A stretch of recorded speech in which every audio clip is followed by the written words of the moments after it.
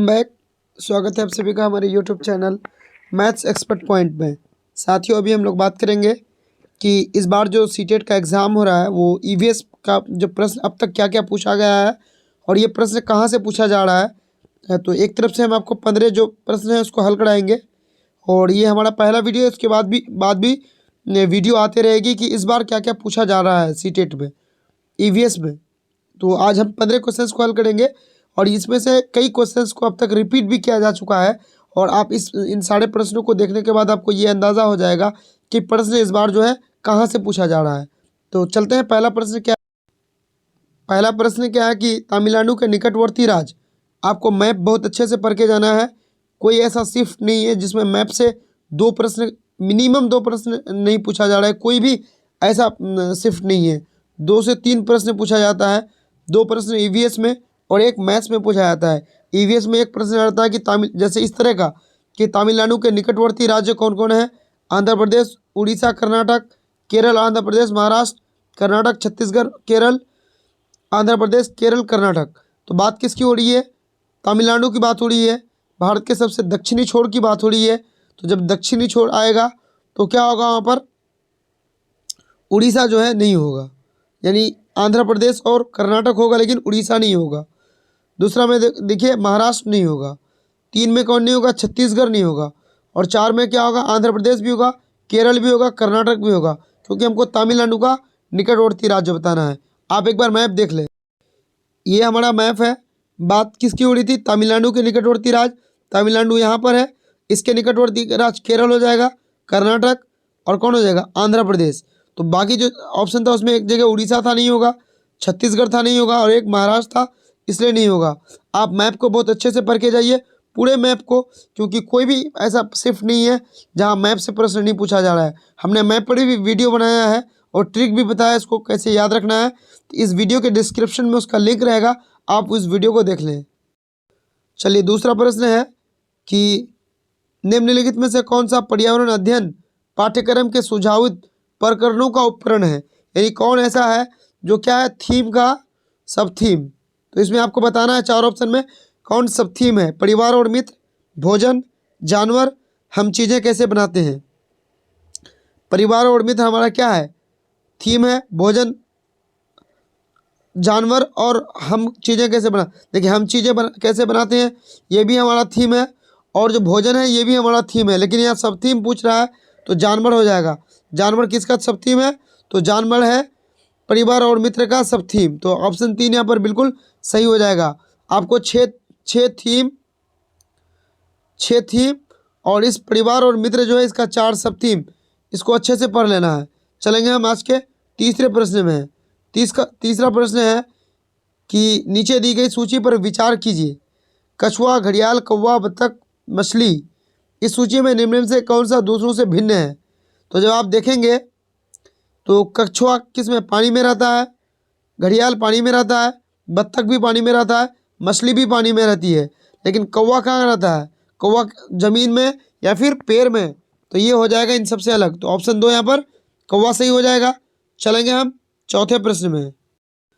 चलिए दोस्तों, चौथा प्रश्न है नीचे दिए गए पक्षियों की कौन सी प्रजाति झटके से अपनी गर्दन को आगे पीछे कर सकती है?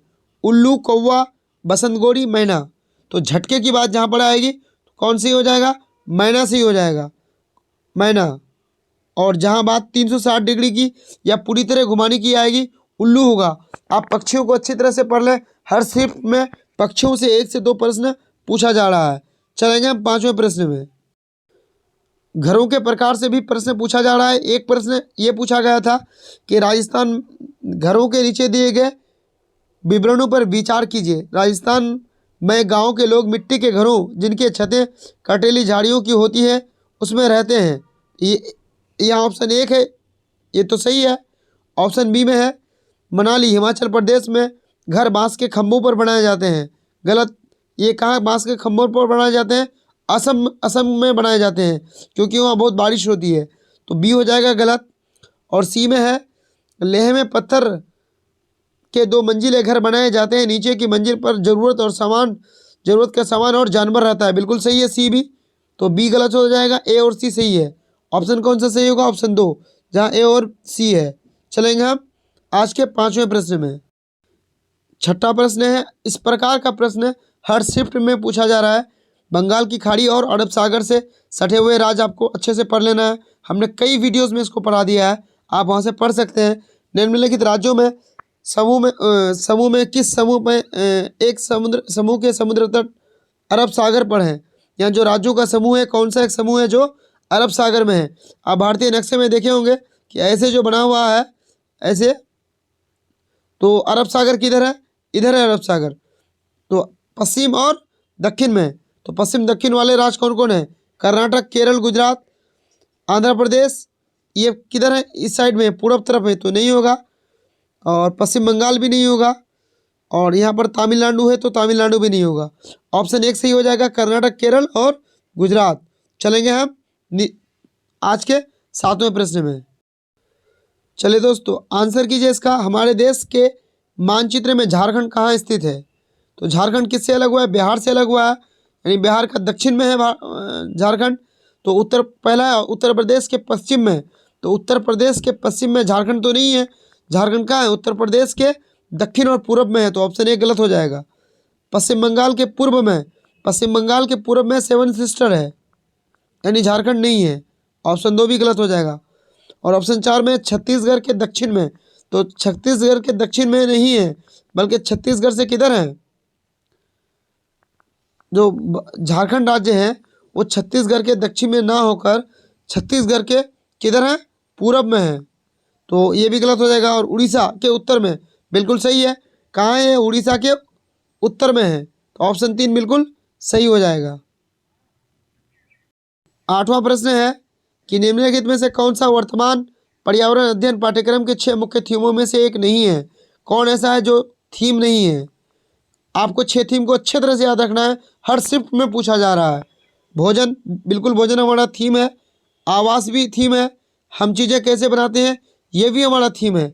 काम और खेल क्या है, ये है सब थीम। किसका सब थीम, तो फैमिली एंड फ्रेंड का सब थीम कौन है, वर्क एंड प्ले, यानी कार्य और खेल। तो चलेंगे हम आज के 9वें प्रश्न में। दोस्तों, ये सारे प्रश्न इस बार सीटेट जो जनवरी 2023 से इस बार पूछा जा रहा है, और ये पूछा गया प्रश्न है, पहले तो पूछा गया ही है, इस बार भी पूछा जा रहा है। ये सारे प्रश्न पूछा जा रहा है इस बार। पर्यावरण अध्ययन में बच्चों को जोड़ने की सबसे प्रभावशाली युक्ति कौन है। किस्से, कहानियाँ, पाठ्यपुस्तक का पठन, शिक्षक द्वारा व्याख्यान और कक्षा निर्देशन। कक्षा निर्देश दीजिएगा, बच्चे उबाऊ हो जाएंगे। शिक्षक द्वारा व्याख्या, इसमें भी बच्चे क्या हो जाएंगे, उबाऊ महसूस करेंगे। पाठ्यपुस्तक का पाठन, ये भी गलत है। किस्से कहानियाँ बच्चा को सुनाएंगे, तो ये क्या होगा, ये हमारा प्रभावशाली युक्ति माना जाएगा। इसका ऑप्शन 1 बिल्कुल सही हो जाएगा। ये सीटेट दिसंबर 2022 और जनवरी 2023 का पूछा गया, सारा प्रश्न पूछा गया है। ऑप्शन 10 में है, आमतौर पर यह माना जाता है कि रात में जगने वाले जानवर हर चीज़ को जिस रंग में देखते हैं वो रंग क्या है। तो जानवर जब रात में जगते हैं तो उसे साड़ी कलर कैसा दिखता है, बैगनी और नीला, हरा, पीला, नारंगी और लाल, या काला और सफ़ेद। तो जब रात में जानवर दिखता है, जो जानवर रात में जगते हैं जैसे उल्लू, तो उसे कैसा दिखता है, या शेर या गाय, उसे रात में सारा कलर जो है वो काला और सफ़ेद दिखता है। ये पूछा गया प्रश्न है इस बार, आप इसको अच्छे से पढ़ लीजिए। आगे 11वां प्रश्न है, ये 17 तारीख को पूछा गया क्वेश्चन है ये, कि लहसुन का कौन सा भाग खाया जाता है, बल्ब, बीज, पत्ती, जड़। तो देखिए, लहसुन का जो भाग खाया जाता है वो तना खाया जाता है। तना ऑप्शन में नहीं था इस बार, तो तना को ही बल्ब कहा जाता है। तो यहाँ पर कौन सही हो जाएगा, बल्ब। ऑप्शन 1 बिल्कुल हो जाएगा सही। चलेंगे हम आज के 12वें प्रश्न में, कि चांगपा जनजाति कहाँ पाई जाती है।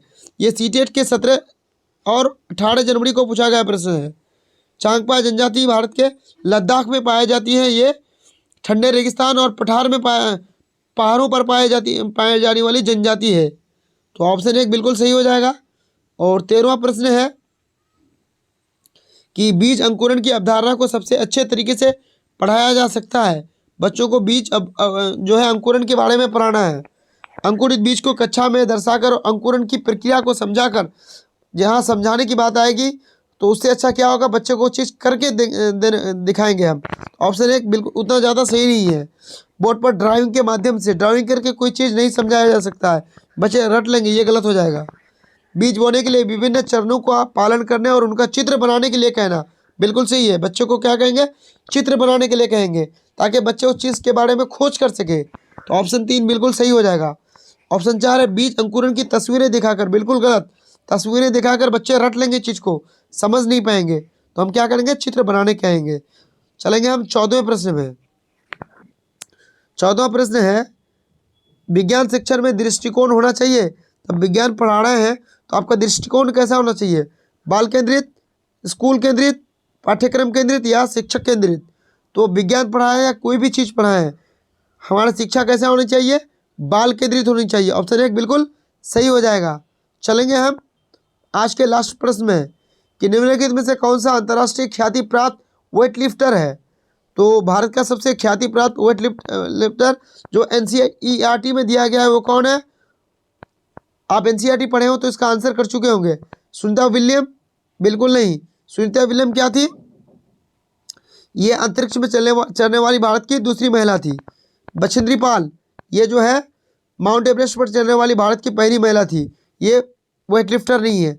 सूर्यमणि, ये भी वेट लिफ्टर नहीं है। वेट लिफ्टर कौन है, कर्णम मल्लेश्वरी, कहाँ की रहने वाली है, हरियाणा की रहने वाली है। तो 15 प्रश्न हमारा समाप्त होता है।